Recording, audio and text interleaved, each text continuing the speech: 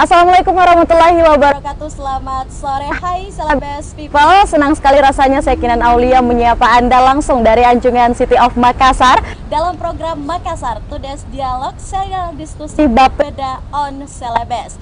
Dan tentu saja saya akan menemani Celebes People dalam beberapa waktu ke depan di sore-sore yang sangat nikmat ini ya, karena kita akan membahas satu tema yang sangat menarik sekali bersama narasumber yang nantinya akan memberikan kita informasi seputar tema kita pada hari ini. Celebes People, kita ketahui bahwa keberhasilan sebuah pemerintahan yang baik itu dapat kita lihat dari indikator kualitas pelayanan publik yang disiapkan. Nah, pelayanan publik yang seperti apa mungkin yang disiapkan? Tentu saja yang memberikan kebermanfaatan ataupun juga efektivitas yang baik dan efisiensi yang baik terhadap masyarakat. Dan baru-baru ini terkhusus di Kota Makassar, Wali Kota Makassar Bapak Dhani Pomanto tentu saja menyiapkan satu inovasi terkait pelayanan kontainer. Seperti apa kita akan membahasnya dalam tema menilik inovasi layanan kontainer terpadu. Langsung saja bersama narasumber saya hari ini di Anjungan City of Makassar ada Bapak Helmi Budiman selaku Kepala Bapeda Kota Makassar. Selamat sore Pak Helmi. Iya, sore. Iya. Baik, gimana kabarnya? Iya, alhamdulillah baik. Sehat ya? Sehat, iya. Hari ini kita bakalan ngobrolin nih Pak Helmi terkait kontainer yang memang menjadi inovasi pelayanan publik pemerintah Kota Makassar. Tentu saja sebagai Kepala Bapeda rutinitas cukup padat ya Pak. Akhir-akhir ini mungkin disibuki dengan apa saja Pak Helmi? Makassar sekarang ini kita banyak event dan bulan lalu kemarin itu kita melaksanakan yang namanya APEXI, Rapat Kerja Nasional, dan kalau boleh kita lihat APEXI itu dihadiri kalau dari data kita itu sekitar 5.000, tapi menurut prediksi kami itu dihadiri sekitar 6.000 sampai 7.000 orang. Baik. Dari total transaksinya menurut teman-teman di APEXI, total transaksi selama APEXI di angka 50 miliar. Ini luar biasa. Dengan acara yang begitu banyak partisipan yang datang, ya ini bisa menggerakkan ekonomi kita di Kota Makassar. Begitu. Dan kalau kita lihat, dan ini acara pertama kalinya kita menghadirkan 3 bakal calon presiden di Kota Makassar. Kita memberikan usulan kepada 3 bakal calon presiden tersebut, dan kira-kira menjadi ide apa. Nah, ini lumayan menarik karena kita berhasil memberikan daya tarik sendiri. Tentu karena datangnya presiden ini ke Makassar sebagai gerbang Indonesia Timur, kita harapkan nanti ke depan Makassar juga bisa mendapatkan andil yang cukup penting nanti di tahun yang akan datang. Begitu dengan presiden yang baru nanti. Baik. Begitu, ya. Berarti ini kita bisa melihat dari kegiatan APEXI yang berhasil ya, dengan achievement yang juga di angka 50 miliar yang tadi 50 miliar, sampaikan. Baik. Nah, tapi hari ini Pak Helmi tentu saja dibanding APEXI juga yang tidak kalah pentingnya adalah terkait pelayanan publik yang mungkin baru-baru ini juga banyak memberikan pertanyaan ya di tengah masyarakat terkait kontainer terpadu. Mungkin boleh Anda jelaskan di awal perbincangan kita seperti apa sih secara spesifik terkait inovasi yang dibuat oleh pemerintah kota ini? Ya, untuk ini ada istilah baru, konter. Konter. Nah, kalau konter kan biasanya orang identik dengan HP. Ya, pulsa gitu. Iya, pulsa. Oke. Nah, kalau sekarang Pak Wali bulan lalu kemarin tanggal 9 Juli 2023 meluncing yang namanya konter. Konter ini singkatan dari kontainer terpadu. Nah, kalau dulu kita tahu ada yang namanya Makassar Recover Center. Makassar Recover Center itu merupakan posko layanan terpadu yang berada di kelurahan. Jadi ada kontainer yang kita taruh setiap kelurahan yang dulunya berfungsi sebagai tempat pelayanan orang-orang yang kena COVID. Mungkin itu tempat pendataan, posko penjagaan. Kemudian dulu itu dimanfaatkan sebagai tempat untuk melakukan vaksinasi COVID. Baik. Nah, sekarang karena tentunya kita tahu COVID ini sudah selesai, sudah usai, kita tidak mau konter ini menjadi suatu barang yang tidak ada fungsinya lagi. Iya. Nah, pernah waktu awal kontainer ini dibangun, kami sudah jelaskan bahwa kontainer ini akan beralih fungsi. Nah, ini kita buktikan kemarin tanggal 9 Juli, Bapak Wali Kota Makassar meluncing yang namanya program konter. Program konter ini kita menghimpun semua pelayanan yang ada di kantor-kantor SKPD, ini kita tarik pelayanannya mendekati masyarakat melalui konter. Nah, begitu. Ditaruh di kelurahan. Ini semakin memudahkan. Nah, tadi kita sudah sebut juga, Ibu Kinan sudah sebut bahwa suatu daerah atau suatu kota itu dinilai adalah tingkat bagaimana layanan kepada masyarakat. Nah, dengan adanya konter, dengan 41 layanan yang kita buka, ini kita harapkan nanti masyarakat semakin mudah untuk mendapatkan aksesnya, semakin mudah untuk memperoleh layanan, dan semakin masyarakat bisa semakin puas dengan pemerintah Kota Makassar. Baik, seperti Pak begitu. Helmi. Ya. Ini yang sangat interesting sekali pastinya karena ada sebuah inovasi baru. Namun terkadang inovasi baru ini juga masih menjadi catatan baik bagi pemerintah, SKPD, bahkan mungkin masyarakat yang menanti inovasi-inovasi yang menguntungkan bagi mereka. Apa sih yang menjadi perbedaan dari kacamata seorang Pak Helmi nih? Perbedaan antara fungsi counter yang mungkin sebelumnya pernah dibuat dengan yang ada sekarang ini. Ya, kalau dulu kan memang itu identik dengan COVID. Oke. Dan memang waktu itu strategi kita melalui Makassar Recover, kita ingin melakukan percepatan untuk penanganan COVID. Dan memang salah satu rumus untuk melakukan percepatan penanganan COVID waktu itu yang kami dapat resepnya itu adalah dengan memecah kerumunan-kerumunan. Makanya kita perlu tempat-tempat tertentu yang berupaya kita memecah konsentrasi masyarakat supaya mereka tidak berkumpul. Nah, makanya counter itu muncul. Nah, sekarang dengan adanya counter yang baru, dulu kan kontainer Makassar Recover Center. Dengan kontainer yang baru, ini kita melakukan percepatan untuk akses pelayanan kepada masyarakat. Nah, kalau kita lihat ada 41 layanan. Ini saya sebut satu-satu karena lumayan banyak juga. Ya, beberapa lah ya yang mewakili. Ya, beberapa yang cukup istimewa ini. Nanti posko ini atau counter ini akan menjadi posko Trantibun Linmas. Posko mitigasi sosial. Ini akan menjadi orang tempat untuk melakukan posko. Baik. Nah, kemudian ini juga akan menjadi posko pengaduan restoratif justice. Kemudian akan menjadi sekretariat PPS kelurahan karena kita tahu tahun depan kita sudah akan melakukan yang namanya pemilihan, election party. Kemudian untuk menjadi layanan loket PBB. Nanti juga orang bisa di sana melakukan pembayaran atau mungkin ingin mengetahui berapa jumlah PBB yang mungkin mereka belum bayar, bisa dilakukan di counter. Kemudian untuk posko-posko layanan kesehatan seperti mungkin posyandu atau pospindu, kemudian kelas ibu hamil, kemudian posko stunting ini juga sementara berjalan juga. Itu dilakukan juga nanti di sana. Kemudian untuk anak-anak kita siapkan nanti yang namanya posko ruang belajar. Jadi memang tempatnya ini memang kalau dilihat tidak terlalu representatif ya, tetapi dalam satu tempat itu kita fungsikan 41 layanan. Dalam artian begini, kalau misalnya SKPDA ingin mau membuka layanan loket PBB, itu masyarakat bisa datang ke sana untuk bertanya masalah PBB. Kemudian kalau misalnya masyarakat mau melakukan posyandu, itu bisa dilakukan di posko yang tadi, posko counter. Jadi begitu. Jadi dalam satu ruang itu ada banyak fungsi di dalamnya. Nah, memang kalau masyarakat lihat atau mungkin bertanya-tanya bilang terlalu banyak layanannya. Ini kan tempatnya terlalu kecil. Tidak seperti begitu. Jadi bukan orang datang masyarakat SKPD ini bukan semuanya datang ke sana. Tetapi kita akan tetap mengedepankan yang namanya Smart City. Kita akan mengedepankan layanan berbasis digital. Jadi teman-teman SKPD ini nanti kita akan bekali di counter itu akan kita bekali dengan komputer. Kemudian ada satu teman-teman yang berasal dari kantor pelayanan kelurahan. Nanti mungkin untuk posko-posko yang akan kita buka secara mungkin ada waktu-waktu tertentu yang mereka datang. Tetapi apabila mereka tidak datang, ini akan kita siapkan komputer sehingga masyarakat bisa mengetahui informasinya. Jadi orang datang ke sana bisa bertanya apa saja ya, sepanjang itu layanan counternya itu sudah kita siapkan dari SKPD seperti begitu. Jadi ada banyak layanan di sana. Baik, ada sekitar 41 seperti yang Anda mention ya. Iya, dan ini akan terus berkembang sesuai dengan permintaan masyarakat. Kalau misalnya mungkin ada layanan yang tidak pas, itu akan kita evaluasi, kita ganti dengan layanan yang lebih bagus seperti begitu. Jadi masih ada cara ya ke depannya untuk ditambah atau mungkin dikurangkan? Mungkin juga akan dikurangi. Ini akan terus berkembang ini sesuai dengan kebutuhan masyarakat. Begitu. Nah, baik. Ini menjadi pertanyaan yang sangat menarik juga nih Pak. Ya. Terkait biaya operasional, menghadirkan 41 layanan yang memang benefitnya ini akan menguntungkan masyarakat. Seperti apa mungkin untuk biaya operasional yang nantinya juga akan digunakan untuk counter ini? Ya, tentu kalau kita berbicara layanan, itu biasanya tidak lepas dari yang namanya biaya operasional. Ya. Nah, tapi ini kan kita menggunakan Smart City. Kita menggunakan sistem, kita menggunakan internet. Jadi layanannya ini cukup murah. Dan karena kita mendekatkan layanan ini ke masyarakat, tentu masyarakat juga bisa semakin terbantu. Orang tidak perlu terkonsentrasi lagi datang ke kantor. Misalnya mau datang mengurus IMB, tidak perlu datang ke PTSP-nya, tidak perlu mungkin datang ke ke dinas tata ruang, tidak perlu kemana-mana. Ini kan kantor PTSP dengan kantor tata ruang ini kan cukup berjauhan.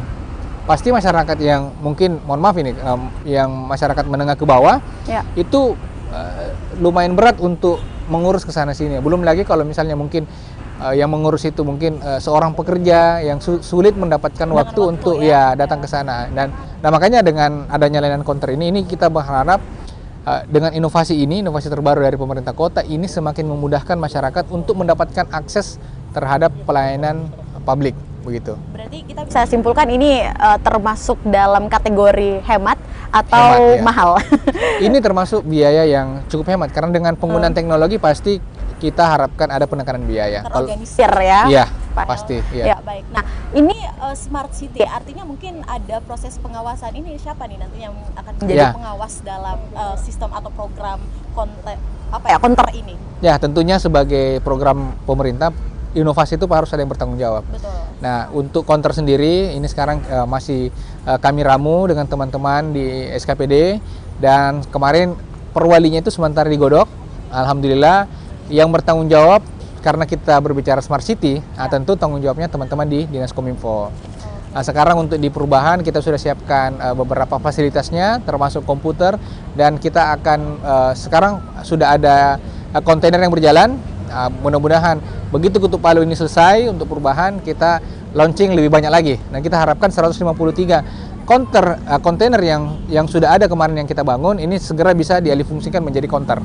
Berarti tidak menutup kemungkinan akan ada bantuan dari orang lain atau mungkin teman-teman dari SKPD Kominfo yang memang memiliki tugas atau tupoksi dalam hal ini memberikan rekrutmen mungkin kepada orang lain untuk memberikan bantuan dalam mengelola counter ini? Ya, untuk saat ini tentu karena kita berharap tidak ada biaya tambahan yang membebani APBD kita berharap dengan organisasi yang ada saat ini, dengan teman-teman SKPD yang sudah ada, ini tetap mereka bisa berjalan nantinya. Karena kita akan melakukan percepatan dan penghematan dalam pelayanan itu, begitu.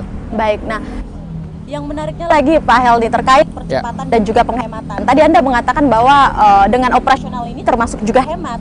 Namun dengan percepatan, terkadang ketika menyampaikan sosialisasi kepada masyarakat belum tentu semuanya sampai nih. Sejauh ini mungkin proses sosialisasi atau adakah mungkin program training seperti itu yang sudah dilakukan oleh SKPD terkait? Iya, kalau untuk sosialisasi kepada masyarakat saya rasa tidak perlu terlalu banyak kita menggunakan biaya yang ini berlebihan untuk sosialisasi karena counter ini kan sekarang sudah berada di masyarakat, sudah ditahu oleh masyarakat. Karena ini kan counter ini sebenarnya menggunakan Makassar kontainer yang dulu yang akan kita alihfungsikan.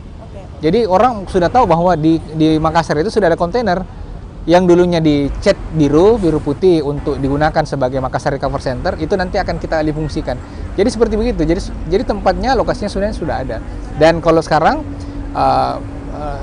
meskipun sebelum kami launching kemarin, memang sudah ada beberapa yang beralih fungsi menjadi tempat mungkin masyarakat kalau misalnya mereka mau rapat, tapi dulu masih di branding sebagai Makassar Recovery Center. Iya, jadi sebenarnya untuk sosialisasi saya rasa tidak perlu terlalu banyak kita gunakan anggaran yang berlebihan untuk di sana. Ya lebih bagus kalau ada anggaran, ada budget yang kita siapkan nanti ini untuk melatih teman-teman yang nanti akan ditempatkan untuk bagaimana caranya mereka memberikan layanan. Kemudian tentu kalau misalnya ada budget yang akan kita siapkan, kita berharap nanti untuk melakukan perbaikan terhadap kontainer yang sudah ada. Karena memang ada beberapa kontainer itu, ya mohon maaf ini karena lokasinya ada yang agak jauh dari rumah masyarakat. Karena kontainer yang awal itu kita tidak siapkan memang WC, kita tidak siapkan toilet, kita tidak siapkan sarana air bersih. Begitu nanti kita alih fungsikan menjadi posko, tentu harapannya sarana-prasarana pendukung untuk orang mungkin menjaga di sana menjadi posko atau mungkin dia menginap, tentu harus kita siapkan seperti mungkin tadi saya bilang WC atau mungkin airnya sehingga orang bisa betah untuk melakukan posko di situ. Jadi secara infrastruktur memang masih ada beberapa catatan dan PR ya, masih ada catatan, bagi teman-teman OPD maupun juga pemerintah kota. Sejauh ini kalau untuk Pak Helmi sendiri, karena ini baru digodok juga ya, seperti apa mungkin secara infrastruktur, apakah memang sudah siap melayani dan sejauh ini sudah berapa nih? Kalau secara basic sebenarnya kita sudah siap melayani. Cuman memang dari fungsi counter itu yang tadi saya sudah sebut, mungkin untuk posko pada saat dia menjadi posko pada saat PPS kelurahan, tentu dia butuh sarana prasarana untuk air bersih dan WC-nya. Itu yang masih perlu. Tapi tanpa itu pun sebenarnya sudah bisa berjalan sekarang. Sudah bisa Ya, melayani makanya, begitu ya, ya. makanya Pak Wali kemarin pada saat tanggal 9 Juli itu sudah launching program ini. Nah, sekarang kita sudah ada berjalan, satu di Kelurahan Paropo, itu di Kecamatan Panakukang, dan insya Allah mungkin di bulan bulan 8 atau mungkin bulan 9 paling lambat begitu penetapan APBD perubahan, kita akan bisa lihat nanti semakin banyak posko-posko yang menggunakan konter ini. Seperti Kalau begitu. dari data sendiri sejauh ini jumlah kontainer yang sudah tersebar dan wilayahnya ada di mana saja, mungkin boleh disebut? Semua kelurahan itu sudah mempunyai konter. Di catatan kami ada 143, ada 10 yang belum terbangun, tetapi di lapangan itu kalau kita berbicara bisa beralih langsung atau tidak itu sudah bisa kita lakukan. Cuma memang infrastruktur pendukungnya seperti tadi yang saya sudah sebutkan, kemudian ada beberapa posko atau counter ini belum mempunyai komputer, makanya itu nanti kita lengkapi di perubahan nantinya begitu. Kalau Pak Helni sendiri nih membandingkan atau ada keseimbangan ya yang dilihat dari program konter atau kontainer terpadu ini sendiri, indikator utamanya kan adalah terkait kecepatan yang tadi Anda sampaikan. Ini bisa mungkin melayani dalam beberapa waktu kira-kira atau mungkin beberapa jam yang Anda lihat. Secepat seperti apa sih mungkin ini Pak? Yang jelas begini, karena counter ini kita akan menggunakan digitalisasi. Tentunya masyarakat bisa semakin cepat dalam mendapatkan akses. Nah, cuman memang masalahnya jangan sampai orang merasa bahwa dengan adanya counter ini tidak perlu dia mengurus sana sini, tetap dia harus melakukan pengurusan itu, datang ke counter. Kemudian yang kita pangkas adalah semakin mudahnya masyarakat datang ke tempat layanan. Berarti semakin dekat ya? Semakin dekat, ya. Jadi dia tidak perlu datang mungkin ke kantor pusat atau mungkin ke kantor SKPD TNC lainnya. Yang perlu kita ingat ya bahwa pemerintah Kota Makassar berupaya selalu memperbaiki aksesnya kepada masyarakat, keterbukaan informasi dan layanannya begitu. Nah, dari 41 layanan ada satu layanan nih yang buat saya tertarik untuk membahas satu pelayanan ini. Katanya kabarnya dari pelayanan yang disiapkan ini Pak Hel, ini ada termasuk juga urusan menjual sayur-sayuran hasil Longwis atau UMKM yang ada di lorong wisata. Ini seperti apa nih? Jadi mengurusi banyak hal ya. Ya, jadi nanti kita harapkan dengan counter ini kita akan buka seperti pasar murah. Kita akan beri tempat teman-teman UMKM ini untuk mereka bisa menjual barang-barangnya itu di posko itu. Jadi semacam tempat jualan lah. Mungkin teman-teman SKPD itu akan mengatur jam berapa kira-kira mereka bisa menjual atau hari apa. Karena kalau sekarang memang kita masih mencari bentuk yang pas, karena ini 41 ini semua SKPD ini mau masuk. Mau bersamaan semua waktunya. Jadi kan agak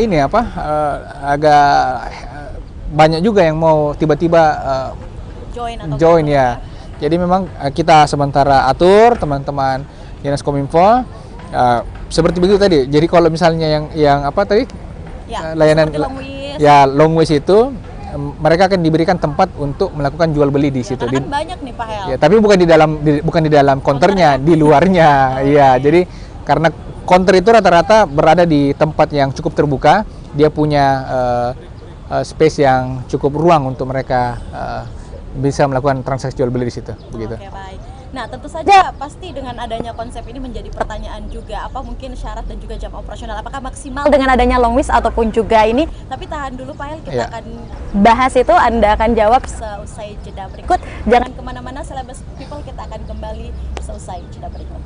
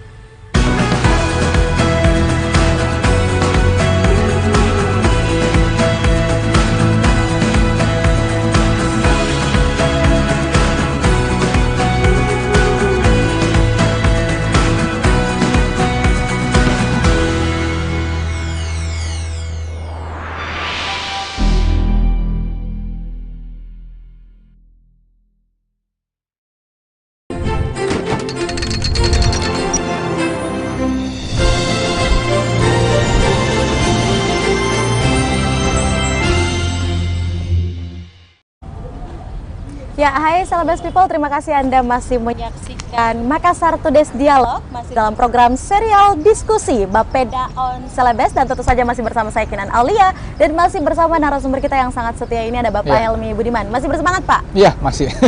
Sesaat lagi nih bakalan sunset nih Pak. Iya. Iya. Luar biasa sekali Pak Hel. Nah, tadi kita sudah membahas banyak ya terkait Konter, terpadu ini. Namun tadi sebelum jeda saya punya titipan pertanyaan buat Anda tadi Pak. Iya. Ya, seperti apa mungkin yang Anda lihat terkait keseimbangan atau balance nggak sih ketika mungkin teman-teman UMKM yang long wish ini juga ikut andil nih di kontainer pelayanan terpadu. Karena kalau kita pikirkan ini bentuknya layanan nih buat masyarakat. Dan nanti pastinya akan ada sistem jual beli tuh di sana untuk teman-teman UMKM. Itu seperti apa, dan kalaupun jadi nanti seperti apa untuk efisiensi jam operasionalnya? Ya, tentu begini, untuk teman-teman lorong wisata ini kita masih mencarikan bentuk. Kita harapkan pastinya nanti dengan adanya konter ini, untuk konter nanti juga menjadi salah satu pusat untuk pengembangan lorong wisata. Salah satu pusat untuk mereka melakukan transaksi jual beli. Nah, tadi kan kita sudah ceritakan diskusinya bagaimana kalau misalnya orang yang bukan bagian daripada lorong wisata mau misalnya ikut-ikut menjual di situ. Tentu tidak bisa. Nah, kita harapkan semua orang-orang yang ada di lorong wisata kita berikan tempat duluan. Karena lorong wisata ini merupakan program pemerintah, merupakan program yang kita canangkan jauh-jauh hari sebelumnya, dan kita harapkan dengan lorong wisata ini bisa membangkitkan ekonomi kita. Target kita sepanjang tahun 2021 sampai dengan 2026 akan ada 5.000 lorong wisata yang akan kita launching, akan kita bina. Nah, pastinya akan ada 5.000 lorong wisata yang akan masuk ke dalam pemerintah kota. Dan inilah tempatnya nanti. Konter itu salah satu tempat untuk bagaimana caranya mereka bisa merasakan manfaat dari lorong wisata. Kalau misalnya mungkin dia punya UMKM seperti jual keripik atau mungkin dia jual markisa, nanti bisa menjual di sana. Tapi ini nanti tadi saya sudah sampaikan bahwa semua ini orang SKPD ini berbondong-bondong mau buka layanan. Nah, tentu akan kita atur karena lokasinya ini lumayan sempit, lumayan tidak terlalu besar seperti mungkin yang orang mungkin bayangkan. Jadi ada beberapa konter ini atau kontainer ini memang lokasinya tidak representatif. Ada yang di jalan utama, jalan besar, ada mungkin yang lorongnya tidak terlalu besar tapi ya kita akan upayakan segera untuk memperbaiki, mengevaluasi kira-kira bagaimana formula yang tepat untuk melakukan konter ini. Tapi memang ada beberapa yang sudah berjalan, seperti mungkin layanan-layanan basic seperti PBB itu sudah dilakukan di konter. Kemudian posko Trantibum Linmas itu sudah berjalan juga. Kemudian untuk Posyandu sudah ada beberapa layanan juga yang sudah membuka untuk Posyandu. Jadi seperti begitu. Jadi memang ya ini masih jauh dari kata sempurna. Kita masih terus memperbaiki layanan ini. Begitu. Tapi akan ada terus usaha yang dilakukan untuk memperbaiki. Pasti, pastinya. Ya. Baik, artinya harus punya usaha dulu di long wish terus bisa daftar gitu ya Pak ya? Iya, pastilah. Sebaiknya mempunyai usaha karena ya bagaimana ya? Karena lorong wisata ini sesuatu yang kita akan terus upayakan bergerak. Nah, dengan lorong wisata, data kita ini ada 8.000 lorong di Kota Makassar dan 5.000 yang akan kita targetkan menjadi program lorong wisata. Nah, kalau 5.000 yang lorong wisata, dari satu lorong wisata saja mungkin ada 4 usaha saja, berarti kan ada 20.000 UMKM yang bisa terbentuk. Nah, berdasarkan data historis sebelumnya, UMKM merupakan usaha yang paling tahan atau resisten dengan segala krisis. Makanya kita berupaya untuk terus meningkatkan UMKM ini. Bagaimana caranya Kota Makassar menjadi kota UMKM nanti ke depan. Begitu. Tadi Pak Helmi juga sempat mention nih, kalau untuk PBB sendiri, layanan PBB ini sudah jalan. Sejauh ini bagaimana Anda melihat untuk respon dari masyarakat atau penerimaan masyarakat terkait perubahan yang ada saat ini dengan pelayanan konter itu Pak? Ya, tentu dengan adanya layanan konter, karena layanan konter itu tidak hanya menghadirkan pegawai kelurahan, tetapi juga menghadirkan pegawai SKPD-nya, seperti mungkin PBB. Jadi kalau misalnya dulu-dulu PBB itu cuma dititip di kantor kelurahan, tidak ada orang dari Bapenda atau dari Dinas Pendapatan Daerah yang memberikan mungkin edukasi. Kalau misalnya dia mau bertanya tagihan sebelumnya, kalau mungkin dia lupa bayar, itu tidak ada. Jadi sehingga dengan adanya counter ini bisa semakin memudahkan. Makanya nanti kami sudah sampaikan di awal, kalaupun nanti mungkin teman-teman SKPD itu tidak sempat hadir di counter tersebut, itu dia bisa melakukan digitalisasi. Seperti itu. Jadi kita terus perbaiki lah.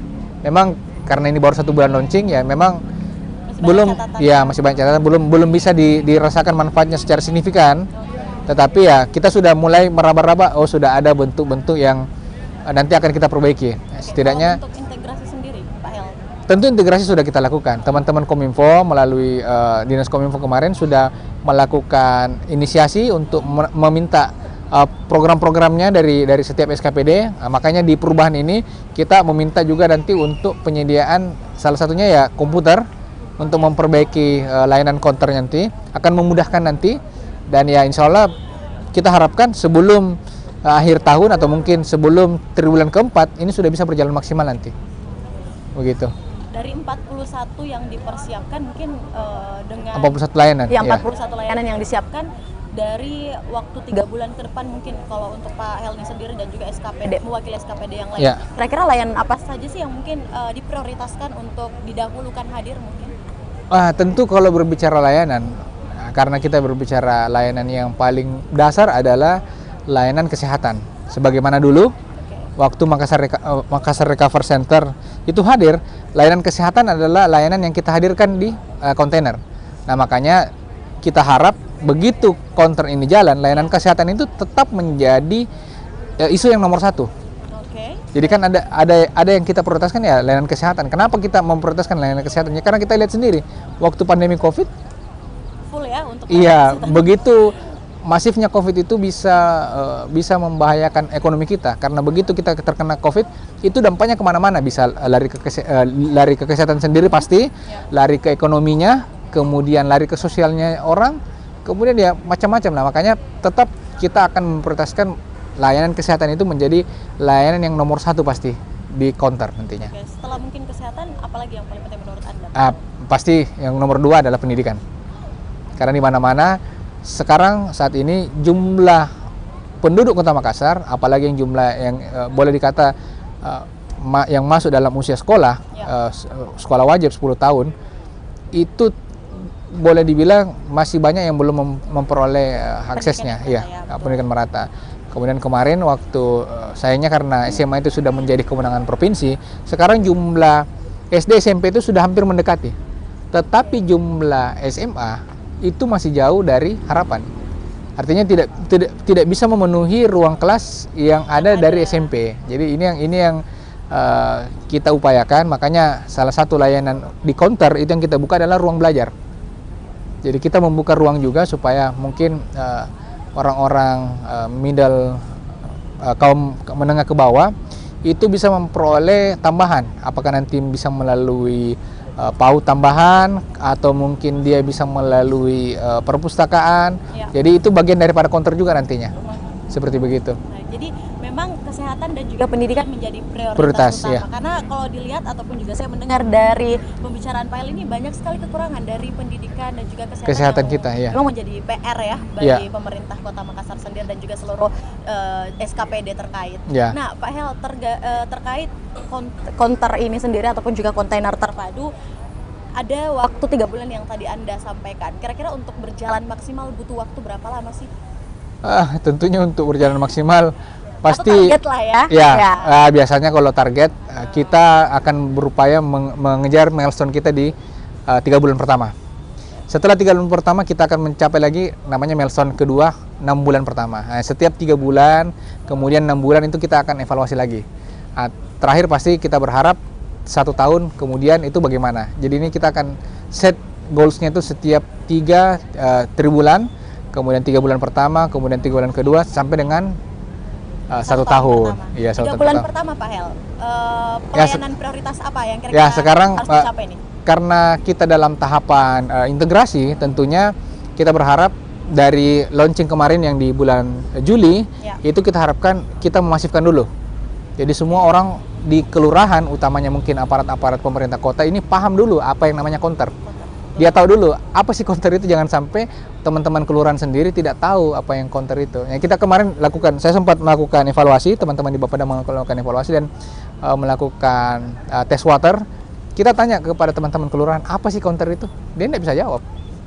Ini artinya kita masih kurang edukasi di bawahnya. Makanya kita akan terus evaluasi teman-teman kelurahan bagaimana mereka betul-betul paham dulu apa counter itu, jenis layanan apa yang mereka siapkan. Setelah itu kita akan berikan edukasi lagi kepada mereka. Kita training satu-satu supaya bisa semakin masif ini counternya. Nah, setelah itu ya baru kita perbaiki kualitas layanannya.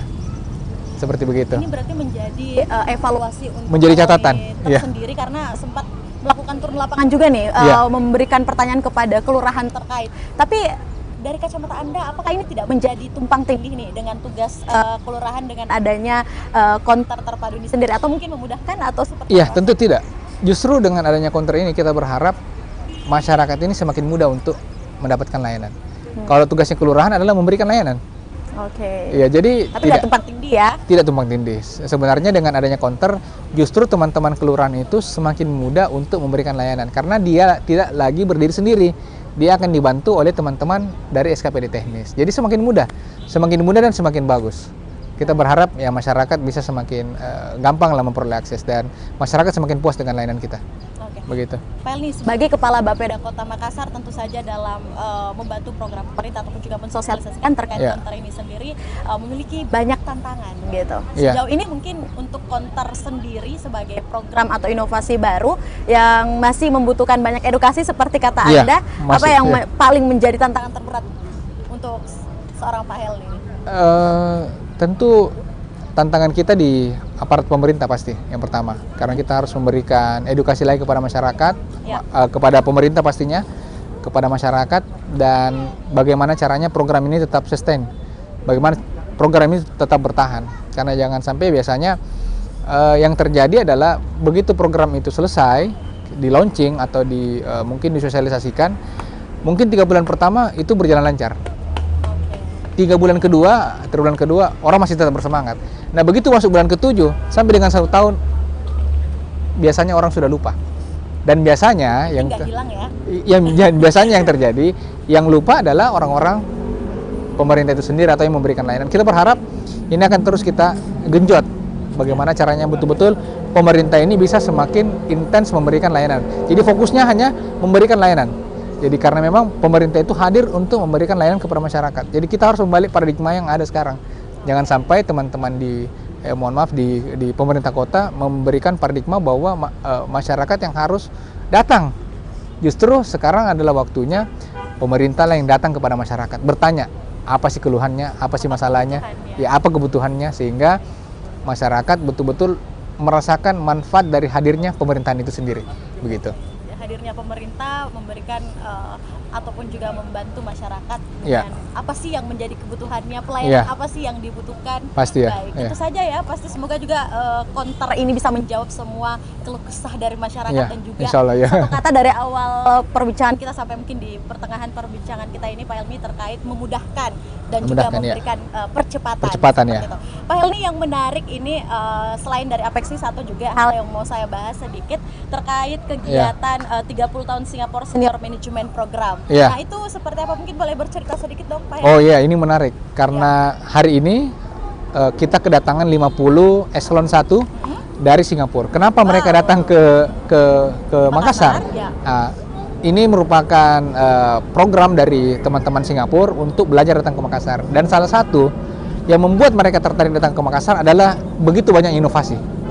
Khususnya yang berkaitan dengan Makassar Recover. Yang kontainer yang dulu yang kita lakukan itu ternyata menarik minat oleh teman-teman Singapura. Iya. Apa yang kita lakukan pada saat pandemi Covid, kemudian itu didengar oleh teman-teman Singapura, dan itu membuat mereka tertarik bagaimana pemerintah Kota Makassar ini berhasil memecahkan percepatan dalam penanganan Covid, seperti begitu. Dan ini mereka lagi datang, sudah tadi kita diskusi panjang lebar di Hotel Rindra. Kemudian tadi juga kita sudah berkunjung kepada salah satu lorong wisata yang cukup unik di Taman Andrea, lorong wisata Zurich. Dan hari ini teman-teman dari Singapura sendiri ini sudah sementara melakukan sailing cruise sambil mereka menunggu sunset yang seperti kita menanti sunset ya. Iya, sekarang ini kita menanti sunset yang mereka kita perlihatkan bagaimana Kota Makassar ini luar biasa. Punya daya tarik, punya potensi yang kita harapkan nanti bukan hanya Singapura nanti yang datang, mungkin dari luar negeri lain datang belajar ke Makassar. Seluruh seperti Eropa begitu. ya? Seluruh Eropa dan mungkin bahkan Amerika datang ke Makassar. Iya, gitu. Ya. Nah, kalau untuk dampak sendiri nih yang akan dirasakan untuk Kota Makassar yang menjadi contoh ya, kalau Anda tadi sampaikan sebagai kota inovasi atau juga kota metaverse ini sendiri, Makaverse, itu apa yang paling terasa sampai saat ini? Bahkan Singapura pun berkunjung nih ke sini nih, Pak El.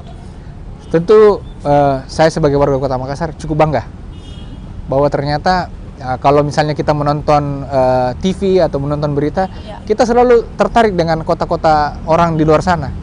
Bagaimana mereka menata, bagaimana kotanya mereka, bagaimana culture mereka.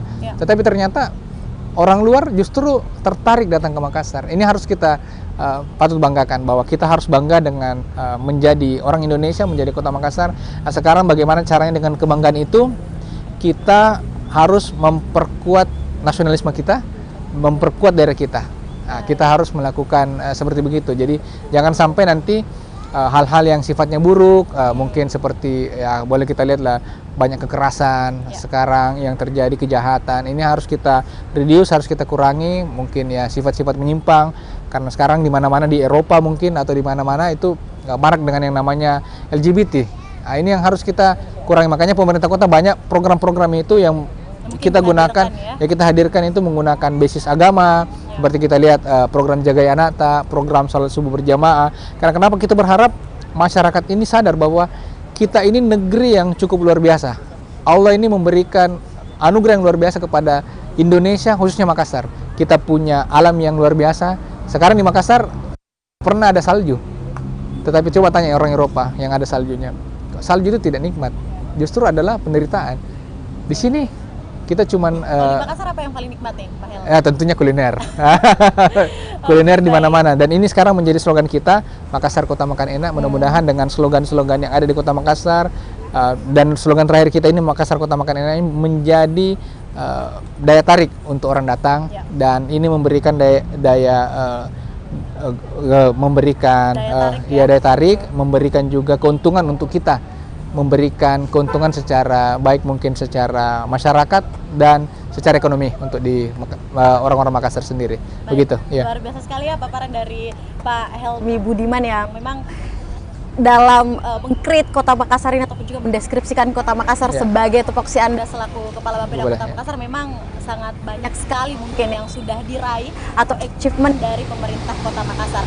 Sebagai mungkin closing statement atau penutup dalam diskusi kita pada sore di Anjungan City of Makassar ini, Pak Elni, ada mungkin ajakan atau campaign untuk seluruh masyarakat terkait inovasi yang dibangun oleh pemerintah Kota Makassar. Silakan Anda sampaikan. Iya, terima kasih Mbak Kinan. Jadi untuk masyarakat Kota Makassar, tentunya Makassar saat ini sudah membuat inovasi baru, yaitu kontainer terpadu. Kami berharap dengan adanya konter ini memberikan kemudahan kepada masyarakat untuk mendapatkan akses terhadap pelayanan publik. Mohon kiranya apabila mungkin ada yang menjadi kekurangan atau kelemahan dalam konter ini, sampaikan kepada kami, sehingga kami bisa terus sebagai pemerintah Kota Makassar bisa terus memperbaiki layanan ini, semakin memperbaiki kualitas pelayanan dan semakin memperbaiki kesejahteraan di masyarakat Kota Makassar. Mungkin demikian. Baik, luar biasa sekali. Terima kasih banyak Pak Helmi Budiman. Mungkin setelah ini kita akan menikmati sunset dan makan pisang epe ya. Iya, boleh. Baik, terima kasih untuk waktu dan juga kesediaannya dalam diskusi kita di sore yang sangat ceria ini ya, memberikan informasi kepada seluruh pemirsa Celebes People dimanapun berada. Semoga kita bertemu lagi di ruang diskusi berikutnya. Baik Celebes People, itulah tadi diskusi kita bersama Bapak Helmi Budiman dalam program Makassar Today's Dialog, serial diskusi Bapeda on Celebes.